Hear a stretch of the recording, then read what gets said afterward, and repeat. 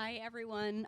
This is so amazing. It's so exciting to see all of your faces here on a Saturday at noon on a rainy day as part of the New Orleans Film Society's Film Festival, which is also a longstanding grantee of the Arts Endowment. So we're just so excited to be here and to be part of this Indie Media Arts South meeting and reception. And so we have a little bit of context behind today and some exciting things to unveil for you.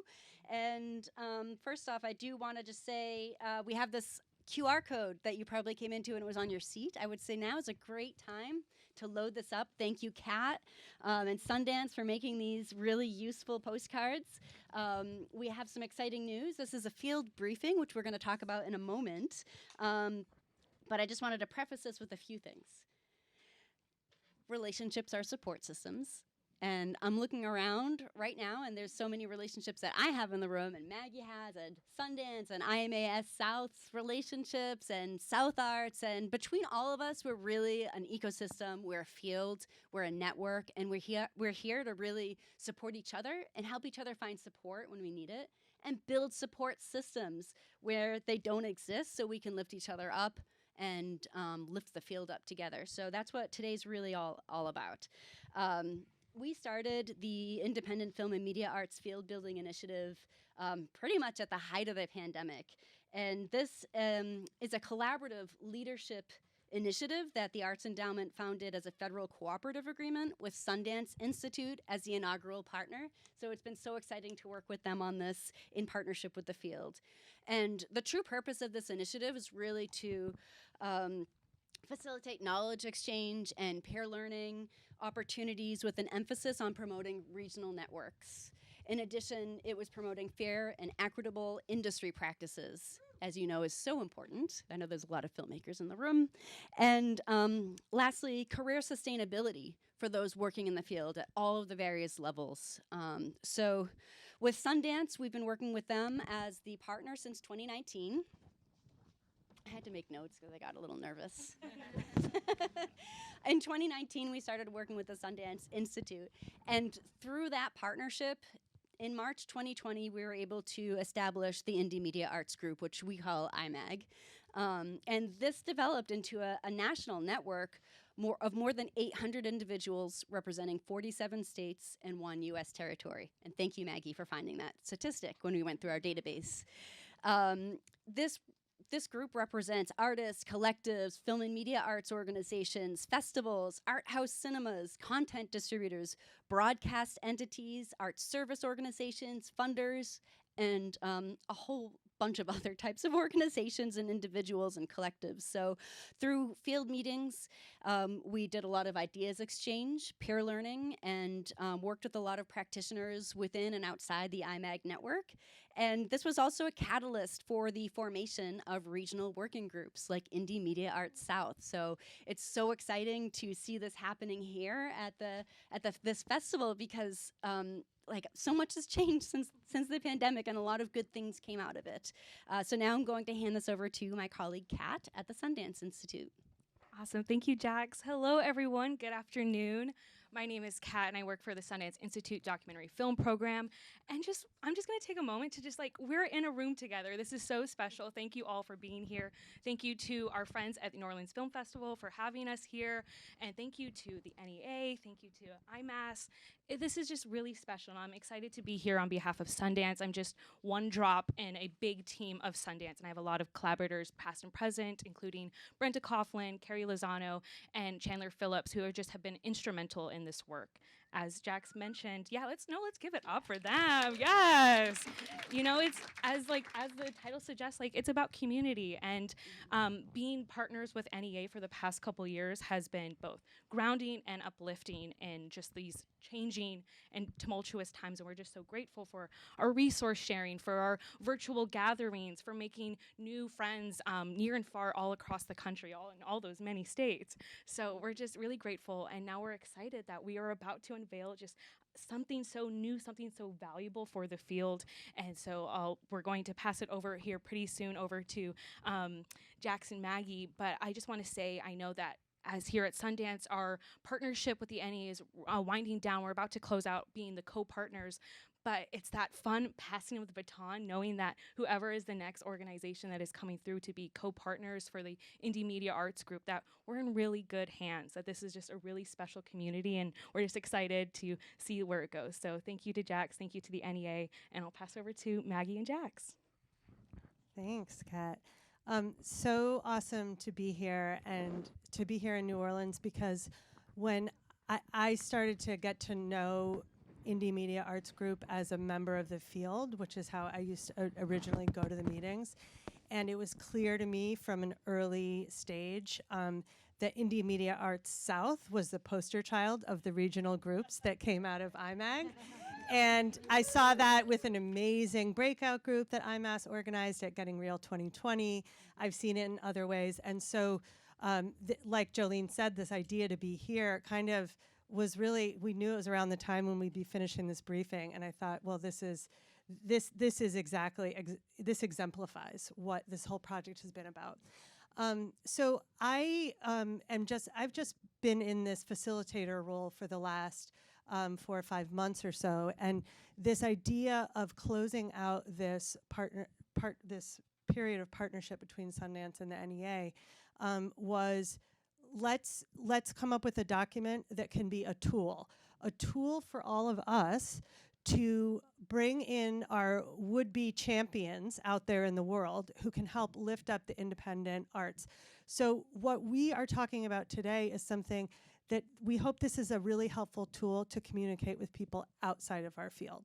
So we have a lot of important conversations inside our field, but we also need to be really good at talking to policymakers, to people at arts councils, to those out there who understand or have an inkling of, but would like to understand more, the value that independent film and media brings to the larger entertainment industry, which is a multi-billion-dollar industry, but also to our democracy. So if it's been a challenge to try to capture the state of the field in just this few number of pages. So my hope is that this is a tool that starts conversations that I know that all of you will have quite a lot to add to. When you walk around and you start to explain the value of our field to people out there in the world, that this just becomes a starting point for your conversation with others.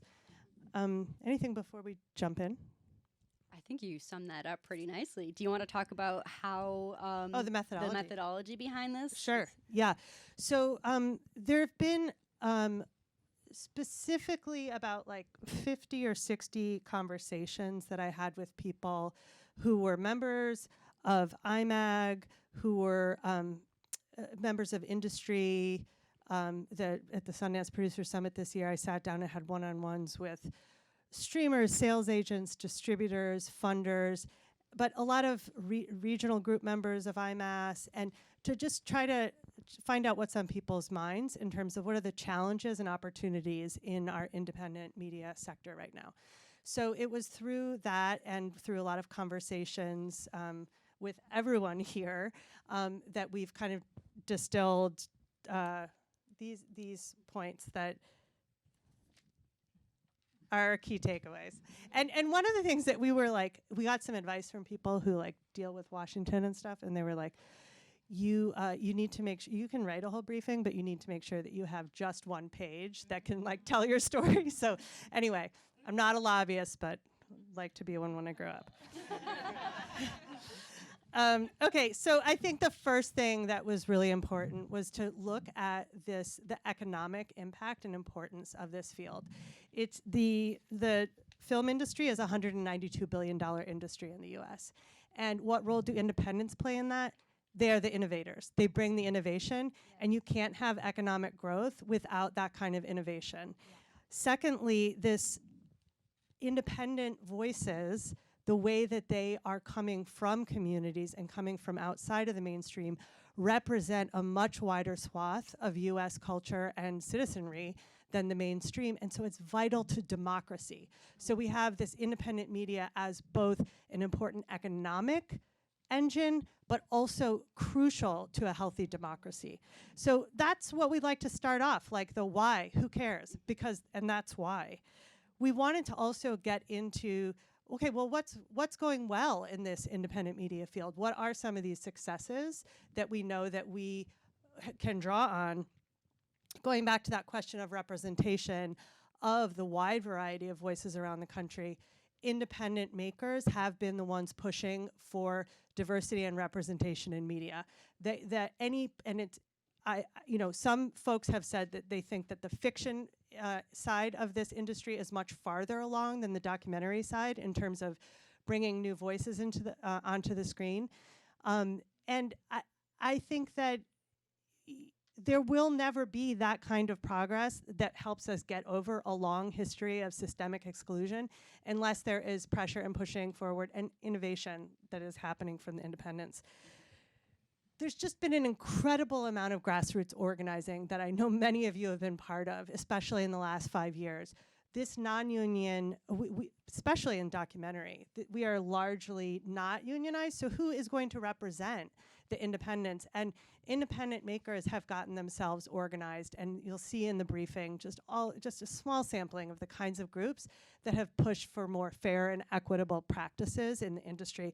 And that's a huge asset to the industry as a whole. It's not just for the interests of those who have organized, but it lifts the entire field. Public media is just an incredible gem in our media ecosystem, and it's something that, once again, connects to local communities, has an independent voice that is outside of commercial pressure, and it's another thing that's an asset that we can build on. Before I go into challenges, Jax, anything? Oh my gosh, Maggie, you're saying this all so beautifully that I might need this Kleenex to just wipe the tear from my eye. I mean, the thing about the recent successes, it was just so important to put that in there because a lot of people outside of this field do not understand what the independent film and media arts system is. They think of Hollywood. And I think that there's just this big gap in knowledge of how this ecosystem lives and breathes and like what it needs to breathe, but also just like letting them know all of these successes that have been happening. Like, I mean, the Distribution Advocates cheat sheet, we got the Producers Guild, and we've got Maggie with DPA and the Waterfall Agreements. All of these resources that you guys are making for yourself, by and for the field, are all indicators that these are wins, and we need to be talking more about that because that's the part of change that's happening in the field that can be part of that longer systemic change, because we want to let local decision makers know to consider your expertise when they're making future decisions. So that's why it was so important to just have the recent successes in there, and we give a lot of shout outs. We wish we could put the full list of everybody doing all the amazing work, but again, this is a document that can open up that conversation. And one of the things I'm excited about learning about while I'm here in New Orleans is there are some really exciting local initiatives in this city and state, and there are a lot of successful initiatives at a municipal and state level, and I hope that we all engage in some conversations about some of those today. Yeah. Should we talk about challenges? Yeah, essential. There's just a handful of challenges. And as you can imagine, a lot of my conversations with people tended to focus on the challenges. So we get it. It's tough. Okay, COVID-19, we know that. What else can we say at this point? Let's get on to my favorite topic, which is corporate consolidation.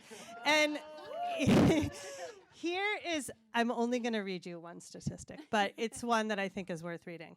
In 1983, 50 companies owned 90% of the media consumed by Americans. By 2012, just 6 companies controlled that same 90%. And we're like a decade past that, right. And over a dozen more mega mergers have happened since that time.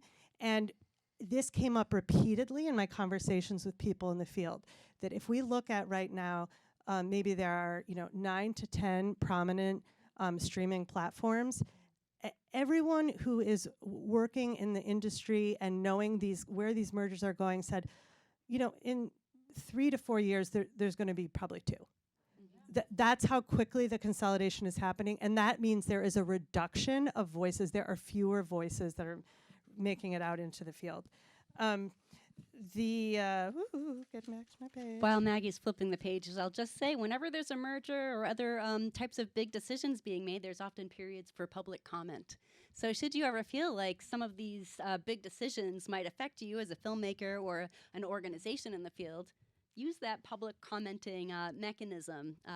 Just a quick casual plug. And there are moments, and this is one of them, where there is a real welcoming of those voices from the field in certain governmental agencies. I was part of a group conversation earlier this year.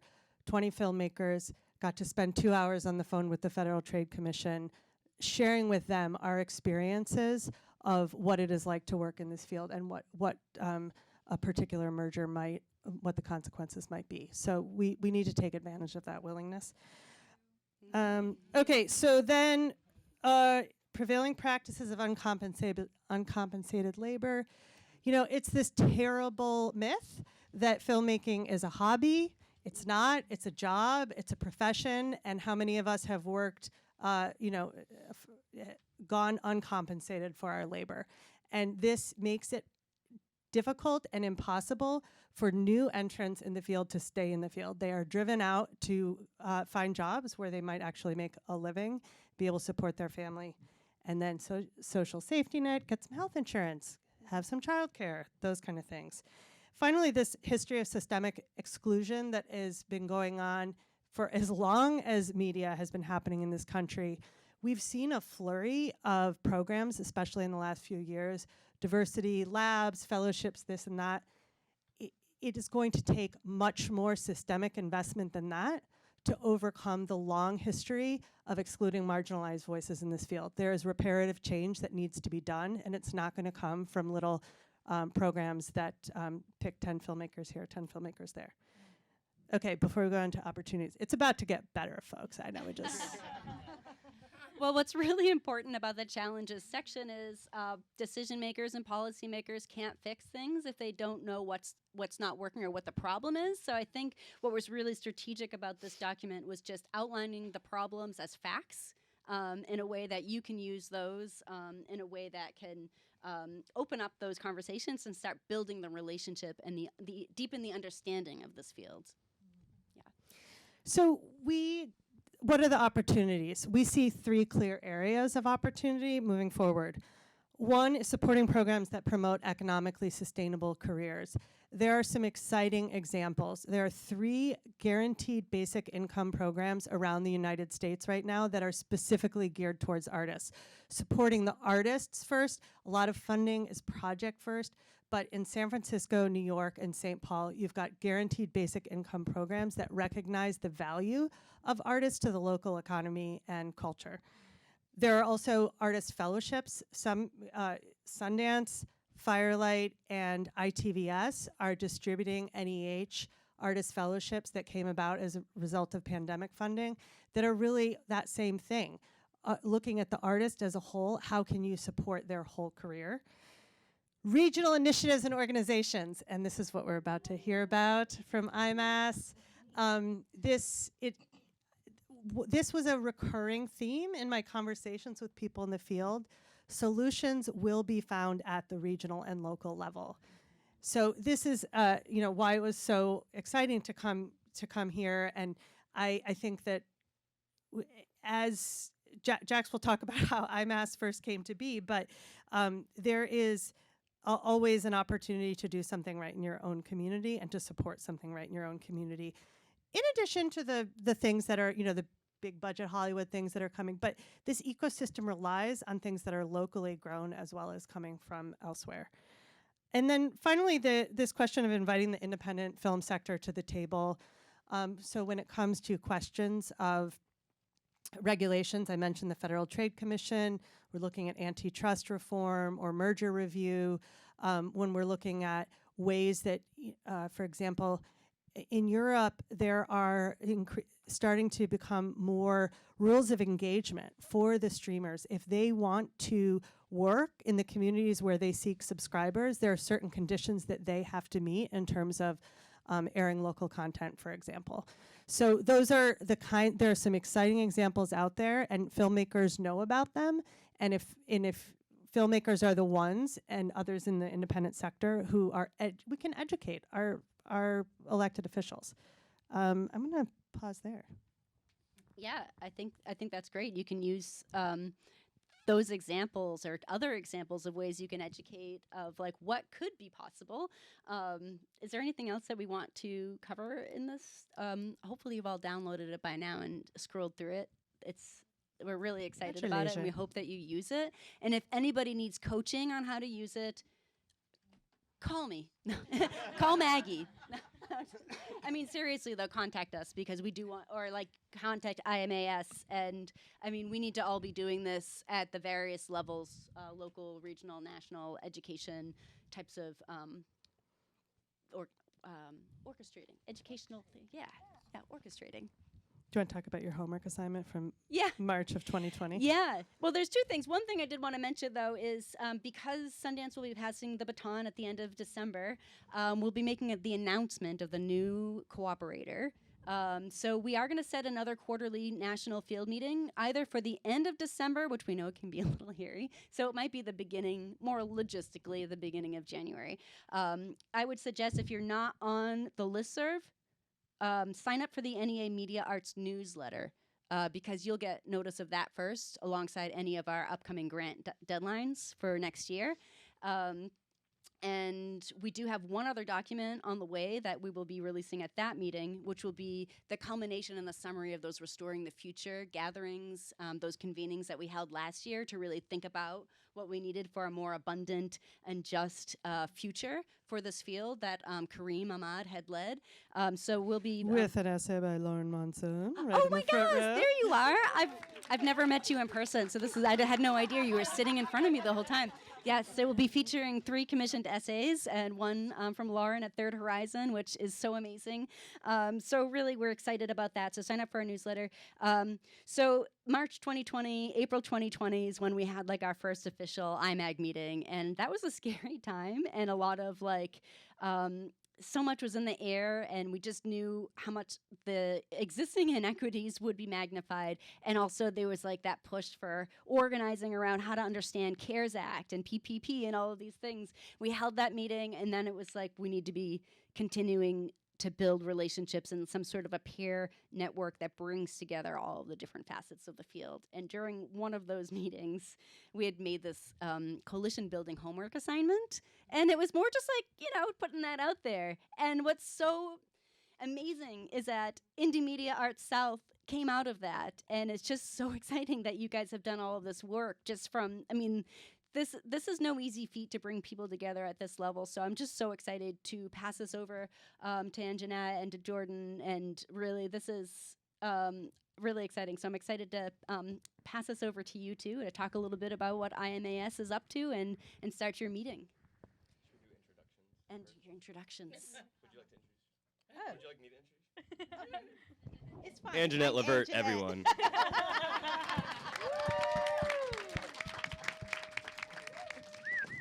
Jordan Young, everyone. Yes, there we go. So, so I would think that, like, one of the things about this organization is that I feel that the southern region is, continuously marginalized. As a group, there are all these like stereotypical ways that we are featured in mainstream media. And so I was very excited, to like have this group, not just to, come together in addition to coming together, right? And meeting other people and also not feeling alone and siloed, especially during that time because, we're onesies, twosies in some of these cities, So it's like, oh, wait, you're having that same experience? Okay, great. And that's also one of the things that is really remarkable about this organization is that we have established as well as emerging makers, and so you can come and say, hey, I'm struggling with this, or what should I do about that? And there's somebody there who can help you and say, DM me, hit me up, let's talk, I'll get you straightened out, or I'll help you, right? So one of the things is that, so of course, one of our big things is to just strengthen resources build our profile as a region, and also create an ecosystem for Southern filmmakers and programmers, presenters, the likes. And so also what I just mentioned is exciting is that it's a collective. It's not there's no hierarchical thing. And to be fair, yes, it's not hierarchical, but we definitely needed a coordinator. I think that's honestly, I gotta shout him out. So Karen Noble is back there. Yes.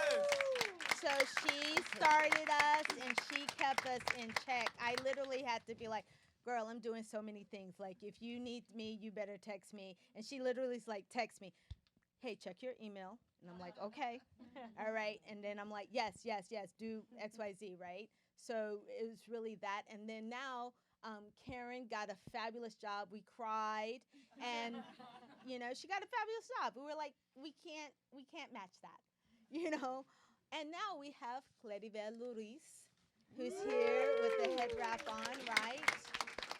And she is keeping us in check. And when I think about it, I'm like, really, our success is really due to the fact that we recognized early that we need someone to kind of keep us together, because we're all, we're independents. We're doing a million different things. We're like trying to hurt. Poor Karen I was like, oh, hurting us cats again. We're just cats. We're just doing our whatever, right? So that's pretty much what she did. Mostly it's just herd us together and say, hey, I need an answer to this, right? So we can continue to move forward. And so let's see here. So what we did is we created working groups so people could tune into the things that they're passionate about, and or the things that they're concerned about, and really lean into that. So you didn't need to be a part of 50-11 groups. You're like, I care about this, I'm going to go work on that, right? So some of our working groups were ethics and accountability, which put together a best practice guide. And also we had a panel about that. So that working group put together something, and then they were on a panel on NOFF. So here at New Orleans Film Festival in 21. And then let's see here, what else we have here. Well, it might be a great moment just to acknowledge New Orleans Film Festival has been a wonderful partner for us.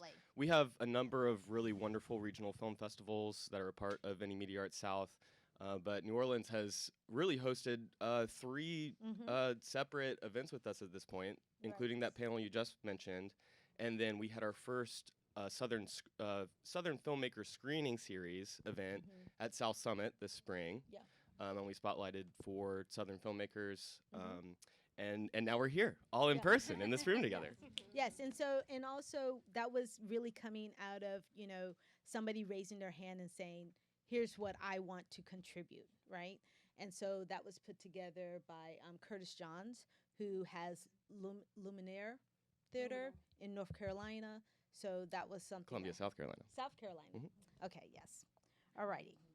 So we put together, so in addition, we have monthly meetings. So we've kept that up, and we put together a newsletter so people can know who's doing what, and and also toot your own horn. Let us know what's happening, right? So we can hit you on the DMs. Oh, I see you, girl. All right. I see you. I see what you're doing. Let's see what else here.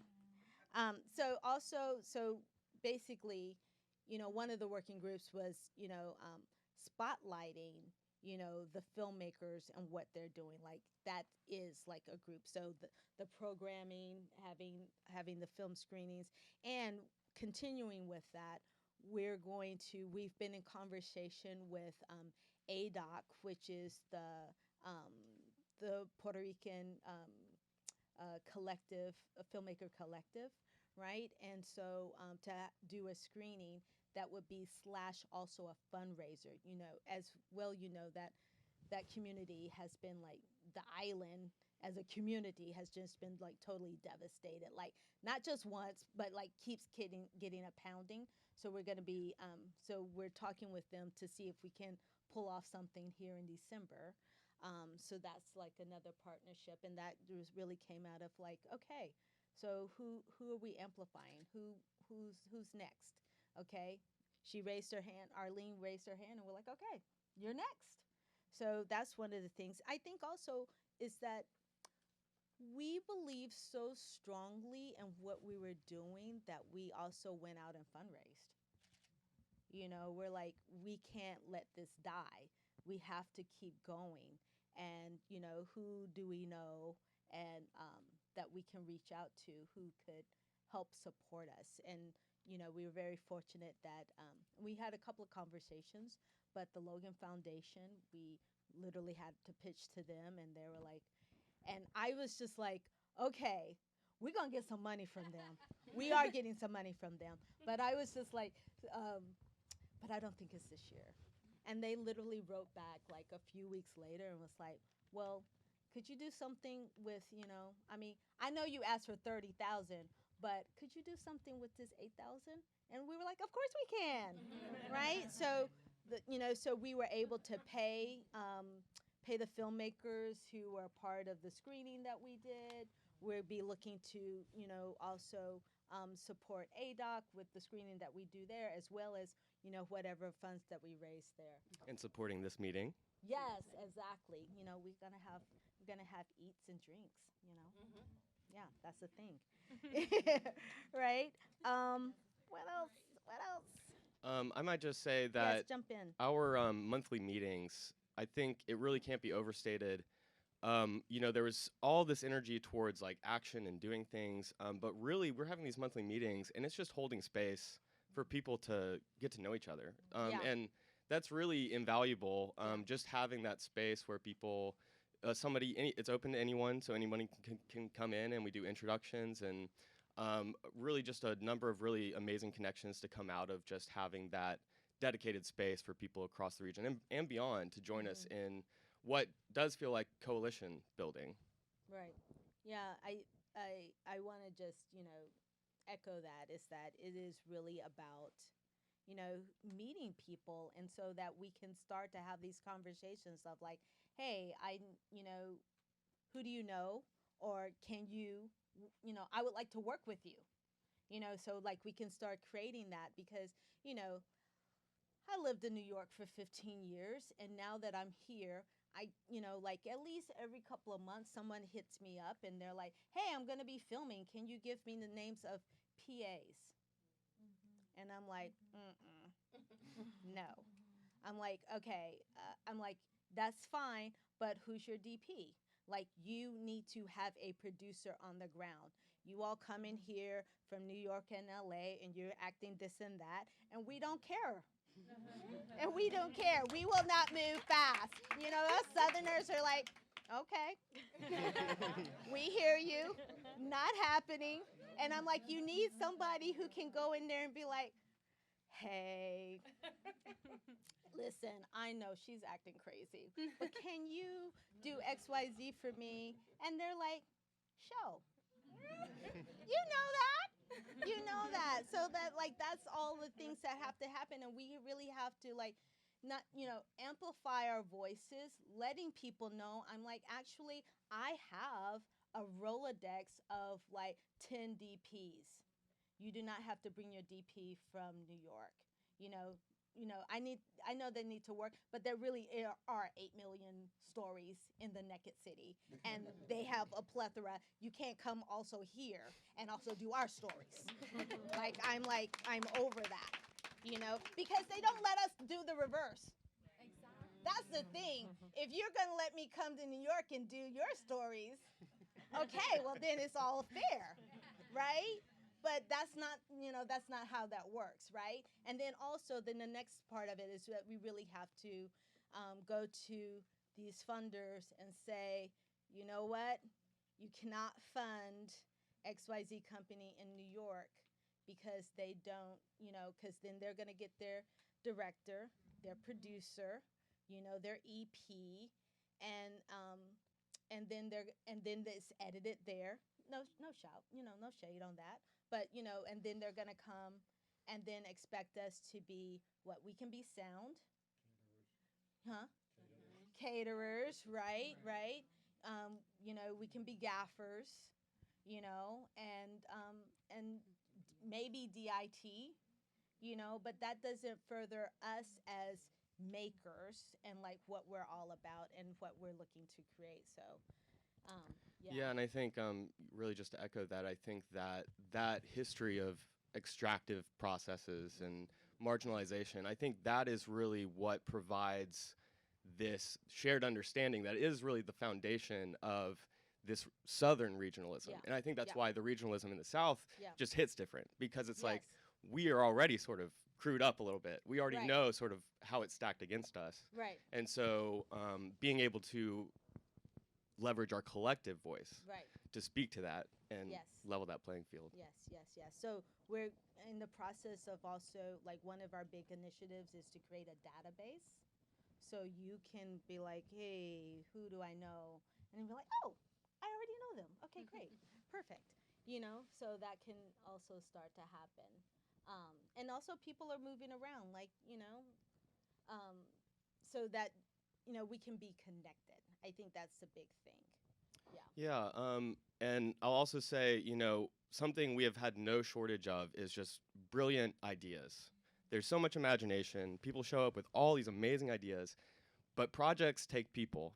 And so a big part of this is just connecting people with the resources, with the project. What do you want to do? Right. What are you trying to bring to this? Right. Because, it takes that human energy, that human power, and we recognize everybody's already doing a million things. Right. But it's like, what can we do if we all are, taking Yeah. our bit and doing our bit? Yeah. How can we change that Yes. ecosystem? Yeah, have all boats rise. So where are we going? Yeah, where are we going? Oh, real quick, I sort of just Yeah. want to gauge how many people have been to an IMAS meeting. Just hands, real quick. Okay, so only a handful of folks, but it's great to have y'all here. Of course, Karen. Yes.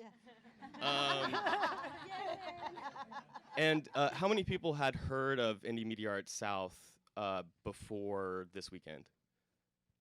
Okay, so that's maybe a third of folks. Cool, great. Okay. Just curious. And Thank how you. many are going to go to the next IMAS meeting? Which is like next Thursday. Well, you do Thursday. Try Thursday.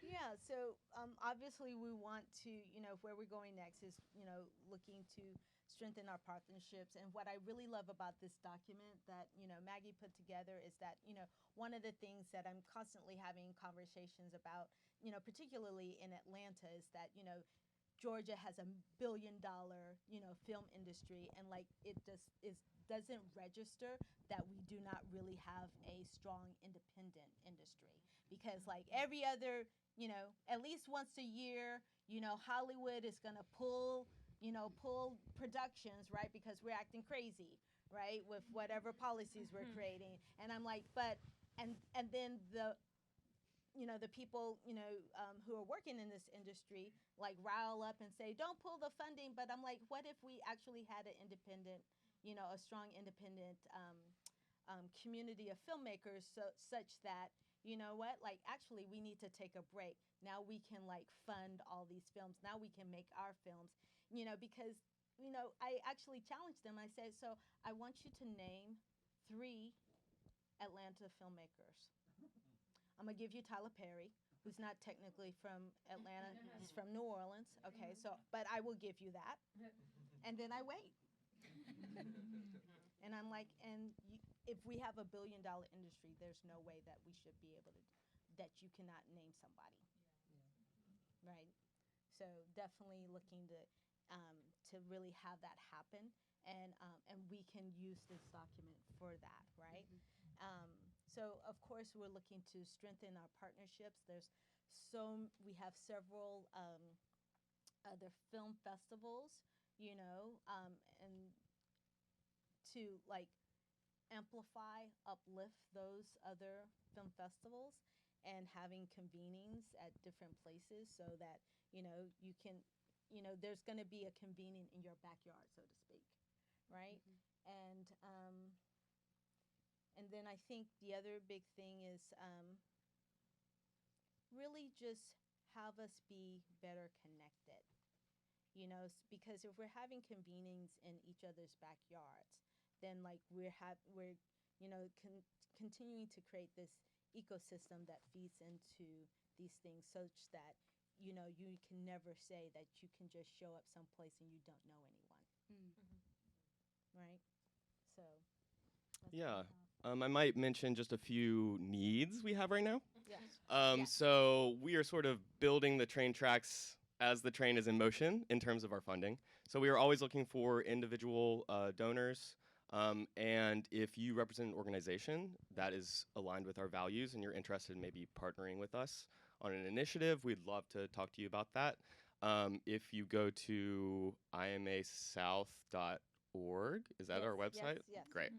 Yes. If you go there, we got nice little buttons right up top. You can donate, you can join us, sign up for our newsletter, get that info on the call on Thursday.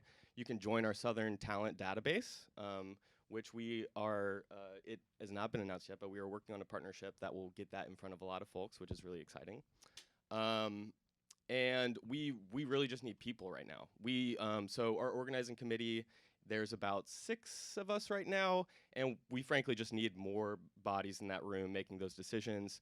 I think one of the most exciting aspects of this entire initiative is that self-determination. The fact that this is a bottom-up sort of organization. So it's like, if you have ideas and you have energy, like we want that energy. We want those ideas. Like we are not set on a path. Like the world is wide open. Like I mentioned, there's so much imagination, but it takes people showing up. We need your leadership. Every person in this room is a leader, because you couldn't have made a film without that. I mean, that it's like our own like arrogance that says like you saw something shitty and then you were like, oh no, I definitely can make something better than that. All of us have had that experience. You're like, that got funding? Oh, Taste is first. yeah. Taste is the first step. Exactly. Right? So we need your leadership. And here's the thing, we're not gonna hold you hostage. You literally can just be like, you know what, I want to do X. Boom. I have 2 months to do X. Yes, we're here for it. Yes, and we will be like, okay, how can we support you with doing that? Okay, great, and thank you. And then you can be like, and I'm gonna fade back, fade back, right? And then you're like, I have another idea. 6 months, 8 months later, you're like, I have another idea, and you're like, how can we help you execute that? Okay, good, do it. And then you can fade back again, right? But we do, your leadership is needed. Like things, as you well know, because you are independent filmmakers, that nothing's happening without you saying this shall be, right? That's all how these things happen. You declare this shall be, and it's all out of your commitment. Like what are you committed to? You're committed to your career, right? And this is going to help support that. Like, okay, y'all know I'm real, right? I'm a real deal person. I'm gonna fight whoever I need to, right? And I'm fighting for you. I'm fighting for me. And like, I'm actually starting to get a little emotional, because I'm like, it's been such a long ass journey. And I have certainly questioned my sanity so many times. I'm like, what am I doing? This is crazy. And yet I still come back. And I still come back, and I still, believe me, poor Claribel, I've known her for long, and I was like, we just climb. What are we doing? We're climbing barehanded without a rope, straight up the side of the mountain, right? Nothing. Right? So we really have to get clear and get recommitted, so to speak. And we have to do it together. It's not necessarily a love fest or a kumbaya, but I mean, it really is. It's like, it's not happening. We can see that we have not done well onesie-twosie in it. Okay, this really has to be a collective. And again, we're not going to hold you hostage. Come, give whatever time, give what it is that you want to see. And see, Anjanette has sort of been the cornerstone for a while, so we need to let her fade back at some point. So we need like 5 to 6 people to fill her space.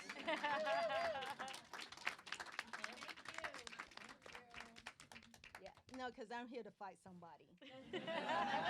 I'm here to fight somebody, right? I also just want to acknowledge other IMAS organizing committee members who are in the audience with us today. Just so if you want to talk more, you can connect with these folks. Shara Lange from Tennessee is with us. Clairvel Ruiz, we acknowledged earlier. Is that it? Is that everyone? Yeah. 4 of us?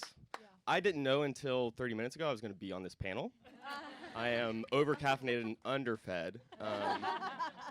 I'll also say I've made 1 film, and let's just say it's not online. I can't hold a candle to Sydney Tucker, who was supposed to be our guest filmmaker on this panel today. But I will go ahead and mention that her short, House of Tulip, is screening as part of the Southern Shorts block at 6 p.m. at New Orleans Jazz Market. Yes. So hopefully her plane will get her there in time, and we will all get to meet her there. Yes. So we don't have time for breakout. Are we at time? What's our time? We killed it, crushed it. Okay. Thank you all so much for this incredibly insightful, full, rich research and work and organizing. So we are at time, but we do have a reception happening on the 5th floor. And thanks to Indie Media Arts South and the Jonathan Logan Family Foundation for providing us with lunch today. We have Banh Mi Boys, we have vegan and gluten-free option, a great local restaurant. So we hope you'll join us for, you know, a little, it sounds like you're underfed, and many of us might be if you're doing your festival right. So we're gonna have lunch upstairs on the 5th floor. So I hope you'll join us to have more kind of conversation.